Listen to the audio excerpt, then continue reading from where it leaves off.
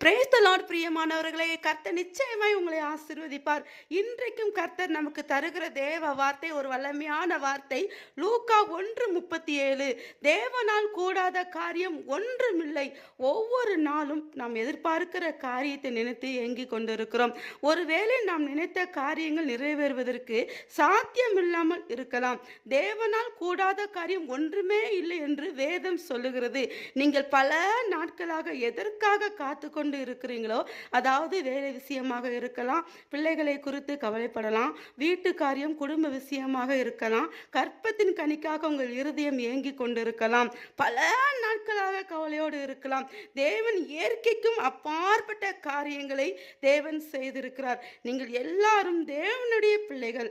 அவர் உங்களுக்கு செய்ய மாட்டாரா? பிள்ளைகளே, உங்களுக்கு நீங்க நினைத்திருக்கிற காரியத்துல தேவனால் ஒரு அற்புதம் செய்ய முடியும். அவர் வல்லமையுடையவர். எந்த காரியமாக இருந்தாலும் அவரால் செய்ய முடியாதுன்னு ஒன்றுமே இல்லை. வானத்தையும் பூமியும் உண்டாக்கின சர்வ வல்லவர். அவர் உங்களுடைய வாழ்க்கையில எல்லாவற்றையும் செய்ய முடியும். அவரால் செய்ய முடியாது ஒன்றுமே இல்லை. அவர் சர்வ வல்லவர். சகலத்தையும் உங்களுடைய வாழ்க்கையில செய்ய போகிறார். உங்களுக்கு மகிழ்ச்சியை கட்டளையிட போகிறார். ஜெபிக்கலாமா? ஏசப்பா, ஸ்தோத்திரம் ஆண்டவரே, ஸ்தோத்திரம் ஆண்டவரே. இந்த நேரத்தில் ஏசப்பா, அந்த வீடியோ வாயிலாக இருந்திருக்கிற ஒவ்வொரு பிள்ளையும் கருத்தில் போட்டு ஜெபிக்கிறேன் ஏசப்பா. இவங்க நினைக்கிற காரியங்கள் ஏசப்பா வாய்க்கப்பட்டு ஆண்டவரே. தேவனால் கூடாத காரியம் ஒன்றுமில்லை என்று எங்களுக்கு வாக்கு கொடுத்திருக்கீங்க ஏசப்பா. ஆமென் ஆண்டவரே. எங்கள் காரியங்களை நிறைவேற்றுவதற்கு நீர் சர்வ வல்லவரப்பா. உம்மால கூடாத காரியம் ஒன்றுமே இல்லை தகப்பனே. உம்மால எல்லாம் கூடும் தகப்பனே.